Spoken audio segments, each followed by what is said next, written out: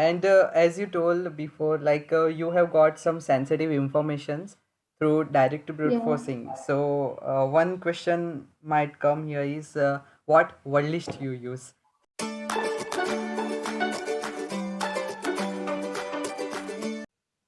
Hey guys, welcome back to this new video. And today we have with herself Shreyal Jain. She's a bug bounty hunter and also a security enthusiast. So hey Shreyal, Hey, what's going on? all good, all good. What about you? I'm fine. All safe and in this COVID Yeah. situation. Uh, okay, so what are we going to study today? Okay, so today I'm gonna share some of my personal tips about bug hunting, like what to do, what not to do. So in my journey, I have made many mistakes like others. So I would like to share those and hope it will be helpful for many people out there. Sure, let's begin. Okay. So the first topic I would like to discuss is about balancing learning and practicing.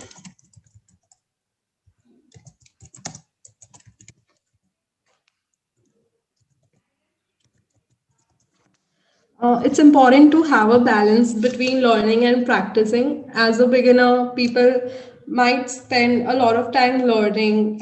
Maybe the ratio can be 70-30 between practicing and learning. But I suggest spending more time on practicing.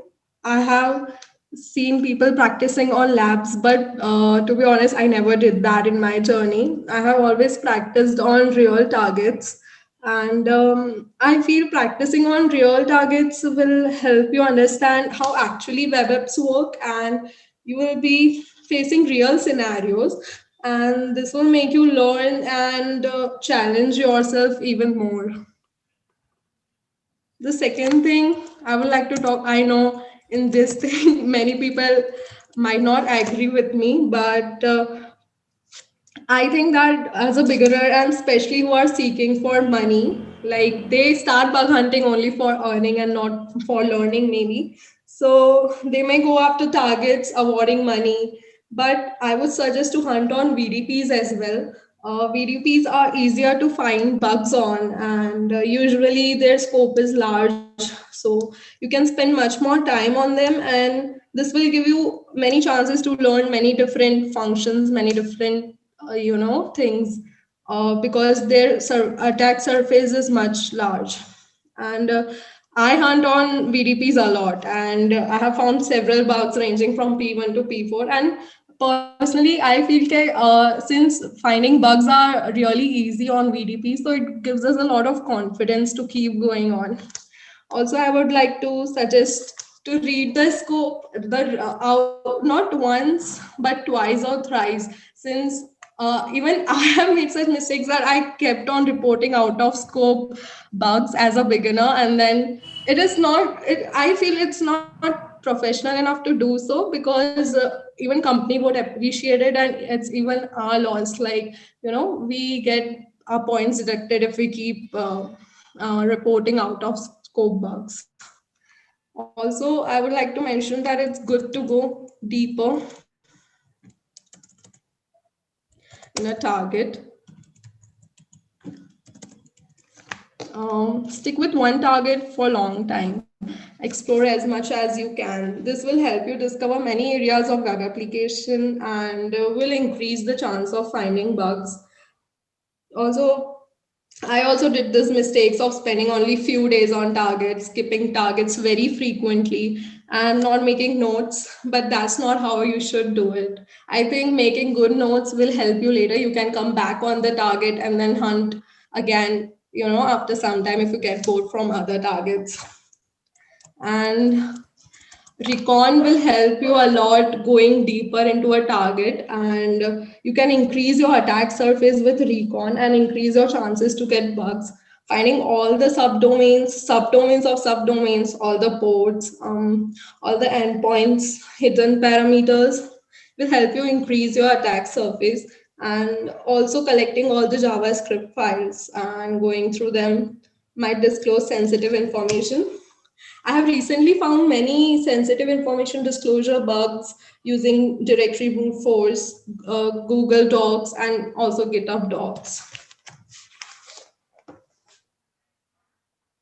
Last but not the least, I would like to mention consistency. I think this is the most important one. There have been times where all I used to get were duplicates and not applicables. That used to discourage me and demotivate me a lot. And I used to take long breaks, like for days, and then starting again after such a long break was not at all easy. It's never easy. So I would suggest, even if you feel demotivated, take an hour or two break and then you should keep going. You should try to remain consistent because this will help a lot. I know it's not easy, but eventually you will feel that it was very worth it. At last, I would like to say, enjoy doing your work and stick to one target, make good notes, and stay consistent to become successful in bug hunting. Yeah, that's very true. So, like, what do you do, like, for the VDPs? Do you hunt on directly on the platforms or on the companies itself, going through the company's disclosure? I mostly hunt on Buckcrowd only. So there you have a lot of VDPs coming in every week. So you get a lot of opportunities there. You also have awards, the programs which award money and all. So you Mhm. can go for them also. Okay, and about the balancing learning and practicing. So, like, what should a normal beginner should do? Like, how much time should he spend for learning, and how much time should he, and how should he practice? I'll give my example.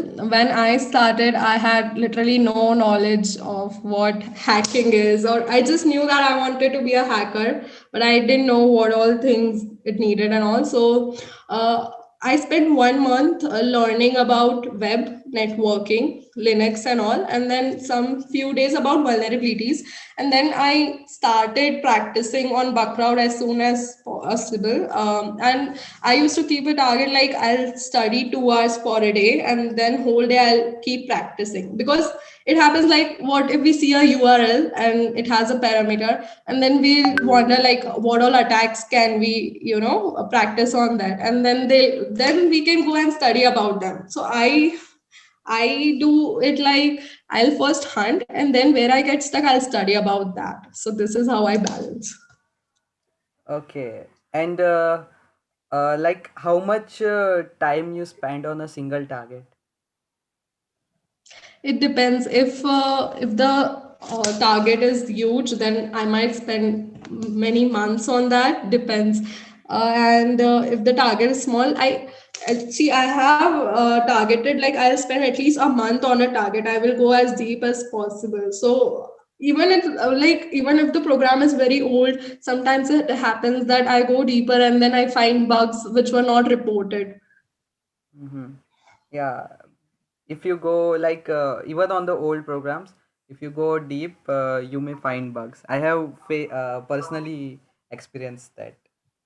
So Yeah, that's true. also for the recon part, what do you do after subdomain enumeration? This is a common question lots of people do. Like, they get stuck after subdomain enumeration, like they don't know how to select the target. So what are your opinions? Okay, so I manually check every subdomain and then I choose a subdomain. Then further, I'll find some parameters, some hidden parameters using tools like Param Spider, and I'll extract JS files. And also, I look at every endpoint. You never know what you may find. It's all about luck sometimes. Yeah. So I'll check every subdomain manually. Yeah, exactly. And last question about consistency. So, how how do you maintain consistency? Like, when I started, I was not like I was not consistent. Like, I was hunting just for 2 3 days on a single target, and then I didn't got any bugs, and then like I leave the program and switched. And how do you like Yeah, that happened with include them? me also. So once I did the same thing. I looked at the program for 2, 3 days, found like I was trying to find one or two vulnerabilities, didn't get anything, so I left the program. The very next day, I see a guy finding an excesses on the same target. He posted his a Mm-hmm. POC on YouTube. So at that time, I felt okay, if I would have spent 1 or 2 days more, maybe it was me who could find that excesses. So, and it's like even I get demotivated, and even I feel like I should leave it, but then I just take a break, or I just switch my target to another one to get a fresh, like it gives a fresh Mm-hmm. view if we start from another target. And then I come back to the same target whenever I have got free time. Okay. And as you told before, like you have got some sensitive informations through direct brute Yeah. forcing. So one question might come here is what word list you use? Okay, so I have, you might have checked that repository FuzzDB on GitHub, and Yeah. also the default directories, which are default word list, which are there available in Linux. I use those only. The most I use I start with comment.txt. We have one in Linux. So Mhm. I find many bugs with that only. Like I keep on fuzzing, and then eventually I get one. Okay, that's in the Sacklist, I think that's available. Yeah. Yeah. Okay, okay. Thank you, Shreyal. So before we stop, do you want to say anything to the audience?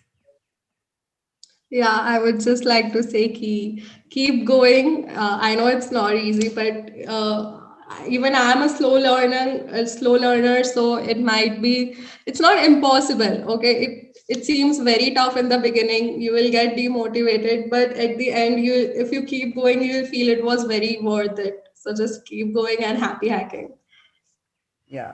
Thank you, Shreyal, for sharing these valuable tips with us. So, bye bye. Thank you. Bye bye. Yeah, thank you. Thanks for watching. You can check out my previous video with Bruceploid. Also, many more similar videos in the lineup, so stay tuned and like, share, and don't forget to subscribe. Peace.